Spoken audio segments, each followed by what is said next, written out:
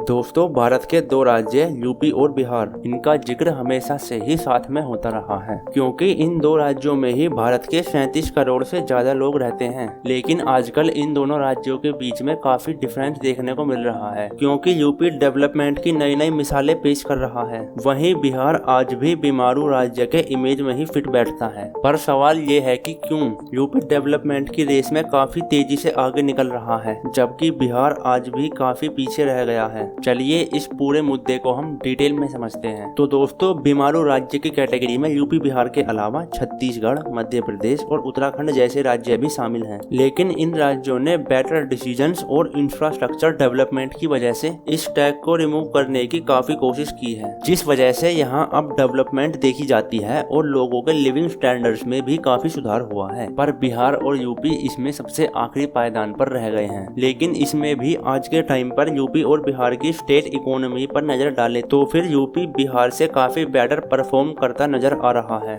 फिलहाल UP India का second largest economy वाला स्टेट है, जिसका कंट्री के टोटल जीडीपी में 9.2% शेयर रहता है। प्रेजेंट किए गए यूपी स्टेट बजट के अकॉर्डिंग यूपी की जीडीपी 24.3 लाख करोड़ रुपए को भी पार कर चुकी है, जो कि 2016-17 में सिर्फ 14 लाख करोड़ थी। इतनी रैपिड ग्रोथ को देखते हुए एक्सपर्ट्स का ये भी मानना है कि शायद आने वाले कुछ डिकेड्स में यह टॉप पर रहने वाले महाराष्ट्र को भी पीछे कर देगी। वहीं अगर हम बिहार की इकोनॉमी ग्रोथ रेट को देखें तो फिर इसने भी सबको काफी हैरान किया है। पिछले 15 से 17 सालों के दौरान बिहार की जीडीपी और बिहार के बजट का साइज करीब 10 गुना हो गया है और आज ये देश के 5 फास्टेस्ट ग्रोइंग स्टेट में गिना जाता है, जिसकी जीडीपी 8.98 लाख करोड़ है। अब भले ही पिछले सालों के मुकाबले इसमें काफी ग्रोथ आई हो, लेकिन अब भी बिहार यूपी की जीडीपी में बहुत बड़ा अंतर है। लेकिन दोस्तों, दो स्टेट की इकोनॉमिक पोजीशन को एनालाइज करने के लिए जीडीपी एकमात्र सटीक पैरामीटर नहीं हो सकती, क्योंकि दोनों ही स्टेट्स की पॉपुलेशन में बहुत बड़ा अंतर है। यूपी की पॉपुलेशन जहां 24 करोड़ है, वहीं बिहार की पॉपुलेशन 13 करोड़ है। ऐसे में अगर हम पूरे स्टेट के जीडीपी को एक साइड करके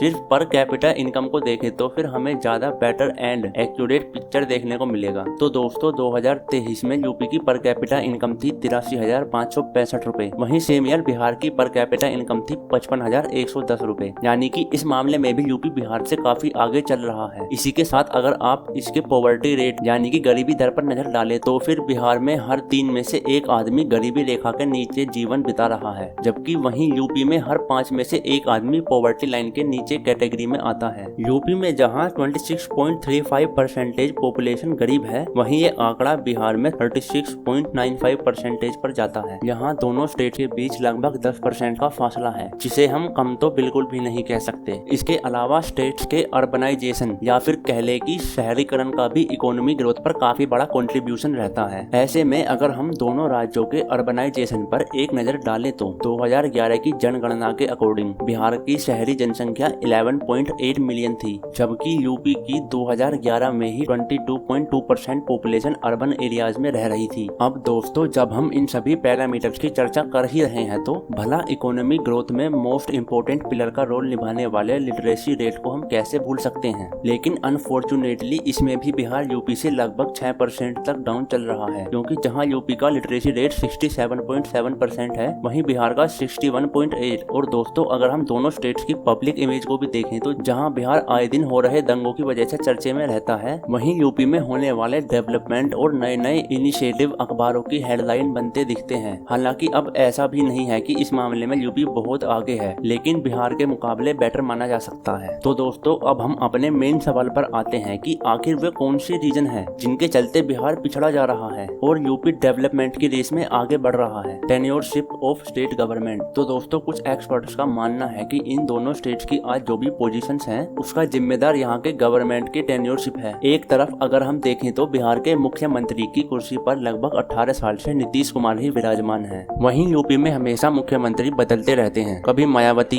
कभी अखिलेश यादव। फिलहाल योगी आदित्यनाथ यूपी के सीएम हैं। हाई कंपटीशन की वजह से जो भी यूपी यूपी में मुख्यमंत्री रहा उसने अपने अकॉर्डिंग फैसले लिए और यूपी की डेवलपमेंट में अपना अपना योगदान दिया। लेकिन ऐसा भी नहीं है कि सेम गवर्नमेंट के टेन्योर में 2 डिकेड्स में बिहार ने डेवलपमेंट देखी ही नहीं, बल्कि उसने तो लगभग हर पैरामीटर में ही पहले के मुकाबले काफी सुधार लाने की कोशिश की है। पर दिक्कत ये है कि इतना काफी नहीं है और अगर हम कहीं बिहार को यूपी से कंपेयर करें तो फिर बिहार की ग्रोथ का मीटर और भी स्लो नजर आता है। एक्सपर्ट्स का मानना है कि इसकी वजह वहाँ की स्टेबल पॉलिटिक्स है, जिसमें कंपटीशन कम होने की वजह से यहाँ की जनता और स्टेट की डेवलपमेंट को उतनी प्रायोरिटी नहीं दी जाती जितना कि बिहार को सच में जरूरत है। दोस्तों, बिहार के पीछे होने का एक और बड़ा रीजन है यहाँ हर साल आने वाली बाढ़, क्योंकि यहाँ की करीब 76% आबादी हमेशा बाढ़ की चपेट में रहती है। बिहार में नेपाल से आने वाली नदियाँ जिनका ओरिजिन हिमालय की वादियों में होता है, ढलान की वजह से उनका पानी हर साल तेज रफ्तार से बिहार में आ जाता है, जिसके चलते यहाँ के 38 में से 28 जिले हर साल बाढ़ की तबाही झेलते हैं। कोसी, गंडक,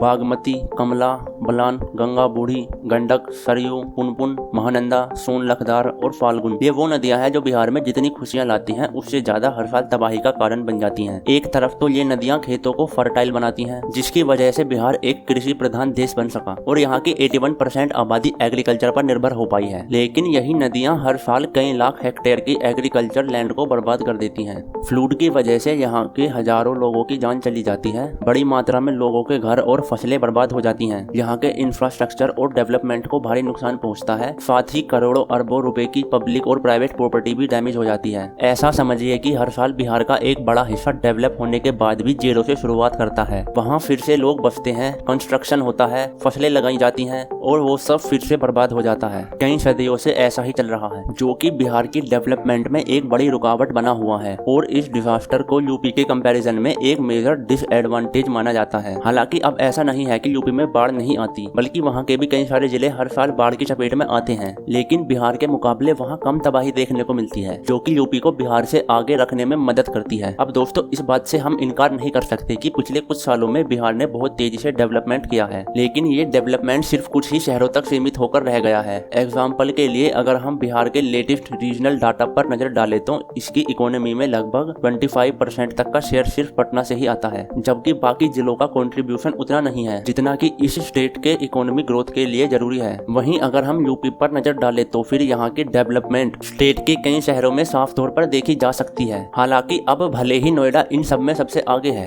और इसका यूपी की इकोनॉमी में मेजर कंट्रीब्यूशन है, लेकिन इसके अलावा भी कई सारे ऐसे शहर हैं जिनकी यूपी की इकोनॉमी में बड़ा शेयर है, जैसे कि राजधानी लखनऊ, वाराणसी, गोरखपुर, आगरा, मथुरा, मेरठ और गाजियाबाद समेत कई सारे ऐसे शहर हैं जो कि अच्छा परफॉर्म कर रहे हैं और वहाँ पहले के मुकाबले इंडस्ट्रियलाइजेशन में काफी ग्रोथ देखने को मिली है। स्टेट के सभी जिलों में इंडस्ट्रियलाइजेशन इवनली इंक्रीज हो रहा है और इस चीज में बिहार काफी पीछे रह गया है। अब दोस्तों, देखा जाए तो हर स्टेट के पास कुछ न कुछ नेचुरल एडवांटेज रहते हैं और बिहार के पास भी ये एडवांटेज था कि वहाँ का फर्टाइल लैंड और मिनरल रिसोर्सेज। यही वजह थी कि अंग्रेजों ने यहाँ कई सारी इंडस्ट्रीज लगाई थी और बिहार ट्रेड में भी काफी पॉपुलर हो गया था, जहाँ से पूरी दुनिया भर में चीजों को एक्सपोर्ट किया जाता था। इन्हीं रीजन्स की वजह से आजादी के बाद देश में इंडस्ट्रियलाइजेशन लगभग ना के बराबर था। वहीं बिहार एक इंडस्ट्रियलाइज स्पोर्ट बना हुआ था, जहाँ भरपूर मात्रा में वैल्यूएबल मिनरल्स होने की वजह से कंपनीज माइंस के करीब ही सेटअप होना चाहती थी, ताकि उन्हें रॉ मटेरियल या फिर मिनरल्स के ट्रांसपोर्टेशन के लिए बहुत ज्यादा पैसे और टाइम को खर्च ना करना पड़े। इसका इम्पैक्ट ये हुआ कि देश के उन जगहों पर डेवलपमेंट रुक सा गया जहाँ पर ये एडवांटेजेस मौजूद नहीं थे। इसी को देखते हुए उस टाइम के प्राइम मिनिस्टर जवाहरलाल नेहरू 1952 में फ्लैट इक्वलाइजेशन पॉलिसी लेकर आए, जिसके तहत उन खर्चों पर सब्सिडी मिलने लगी जो कि माल को ढोने में होते थे। ऐसे में जब दूसरे स्टेट्स में भी रॉ मिनरल सस्ते मिलने लगे तो फिर कंपनीज उन जगहों पर शिफ्ट होने लगी जहाँ पर पोर्ट मौजूद थे, ताकि उसके जरिए दूसरे देशों में भी ट्रेड किया जा सके। इस तरह से गवर्नमेंट की इस पॉलिसी ने बिहार के डेवलपमेंट की कमर तोड़ दी, जिसके बाद से लोग एग्रीकल्चर पर बहुत ज्यादा डिपेंड होने लगे और इस ओवर डिपेंडेंसी की वजह से इंडस्ट्रीज बहुत स्लो हो गई। जिसके अलावा जब भी सरकार ने यहाँ इंडस्ट्री सेटअप करने की कोशिश की, किसानों से जमीन खाली करवाना बहुत ही कॉम्प्लिकेटेड टास्क बन गया। कई बार तो कंपनीज को कई सालों तक का इंतजार करना पड़ता, लेकिन लैंड ना मिलने की वजह से उनका प्रोजेक्ट कभी आगे ही नहीं बढ़ पाया। वहीं यूपी में प्रयागराज और गोरखपुर जैसे कई शहरों ने उसी समय से ही इंडस्ट्रियलाइज ऑर्डर की वजह से ये स्पीड उतनी ज्यादा तेज नहीं थी कि इसे बीमारू राज्य की छवि से बाहर निकाला जा सके। अब दोस्तों, आज से हजारों साल पहले एजुकेशन हब के नाम से फेमस बिहार में दुनिया के हर कोने से पढ़ने के लिए स्टूडेंट आया करते थे। लेकिन आज ये स्टेट खुद को इस सेक्टर में प्रमोट करने से काफी पीछे रह गया है। इसके बड़े बड़े नामी गिरामी इंस्टीट्यूट पटना के अलावा 1-2 शहरों तक ही सीमित रह गए हैं और बड़ी संख्या में कॉलेज या यूनिवर्सिटी के मौजूद न होने की वजह से यहाँ के लाखों स्टूडेंट दूसरे स्टेट में जाकर पढ़ाई करने को मजबूर हैं। जबकि वहीं यूपी में Aligarh Muslim university, BHU, IIT Kanpur, Lucknow university, Agra की डॉक्टर भीमराव अंबेडकर यूनिवर्सिटी और IIM लखनऊ जैसे कई सारे फेमस इंस्टीट्यूट्स हैं जिनका देश में एक अलग ही मुकाम है। यहाँ पढ़ने के लिए न सिर्फ देश के कोने कोने से स्टूडेंट्स आते हैं बल्कि यहाँ विदेशों से आने वाले स्टूडेंट्स की संख्या भी काफी ज्यादा है। यही वजह है कि एजुकेशनल इंस्टीट्यूट्स के मामले में भी यूपी बिहार से काफी आगे है, जो कि यूपी के इकोनॉमिक ग्रोथ में एक मेजर रोल निभाता है। अब दोस्तों एक और चीज जिसमें बिहार यूपी से काफी पीछे रह गया है वो है यहाँ की कानून व्यवस्था। बिहार के लॉ एंड ऑर्डर की स्थिति हमेशा चिंताजनक रही है जिससे पूरा डेवलपमेंट प्रभावित हो रहा है। बिहार में इंडस्ट्रीज के न होने का जिम्मेदार हम अकेले फ्लैट इक्वलाइजेशन पॉलिसी को नहीं ठहरा सकते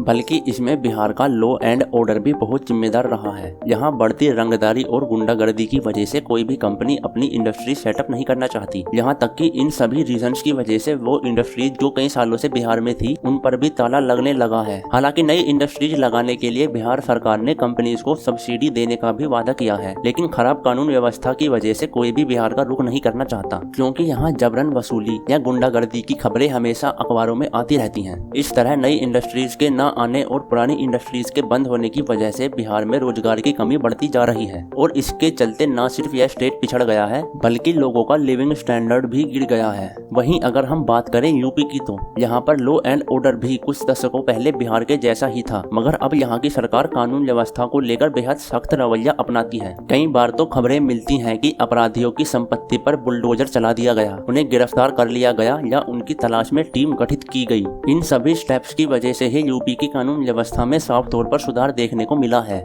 जिससे कि राज्य की अच्छी छवि बनी है और इन्वेस्टमेंट का स्कोप भी बढ़ा है। यहाँ पर कई सारी नई इंडस्ट्री सेटअप की गई है। साथ ही कई सारे देशों के बड़े बड़े इंडस्ट्रियलिस्ट भी यहाँ पर अपना इंटरेस्ट दिखा रहे हैं। अब दोस्तों यूपी और बिहार देश के न सिर्फ सबसे गरीब राज्य हैं बल्कि GDP पर कैपिटा के मामले में भी ये दोनों लास्ट पोजीशन पर ही आते हैं। ये दोनों स्टेट्स डेंसली पॉपुलेटेड हैं जिनकी जनसंख्या 37 करोड़ से भी ज्यादा है। ऐसे में इन दोनों स्टेट्स के पिछड़ा होने का सीधा असर भारत की 1/4 पॉपुलेशन पर पड़ता है। इसीलिए अगर देश को डेवलप करना है तो फिर इन राज्यों के डेवलपमेंट पर भी ध्यान देना बहुत जरूरी है ताकि हमारा पूरा देश इक्वली ग्रोथ की सीढ़ियों पर चढ़ सके। अब इसके लिए सरकार को यहाँ के लोगों के लिए बेटर अपॉर्चुनिटी, इंफ्रास्ट्रक्चर डेवलपमेंट के साथ साथ कई सारे ऐसे इनिशिएटिव लाने होंगे जिससे एजुकेशन का स्तर बढ़ सके, लोगों को रोजगार मिल सके और यहाँ के लोगों को पलायन न करना पड़े क्योंकि पलायन से स्किल्ड लेबर का एक बड़ा ग्रुप स्टेट से बाहर चला जाता है जिसका इम्पैक्ट उस स्टेट के इकोनॉमी पर भी साफ नजर आने लगता है। इन दोनों स्टेट्स को अभी भी डेवलपमेंट की लंबी चढ़ाई चढ़नी है जिसमें सरकार और सिविलियंस दोनों के साथ की जरूरत है। तभी जाकर ये दोनों स्टेट बीमारू राज्य के अटैक से बाहर निकलकर डेवलपमेंट की मिसाल पेश कर पाएंगे। वैसे दोस्तों इन दोनों स्टेट्स की डेवलपमेंट के लिए गवर्नमेंट को क्या इनिशिएटिव लाने चाहिए आप मुझे कमेंट्स में बता सकते हैं। मिलते हैं अगली किसी वीडियो में, तब तक के लिए जय हिंद।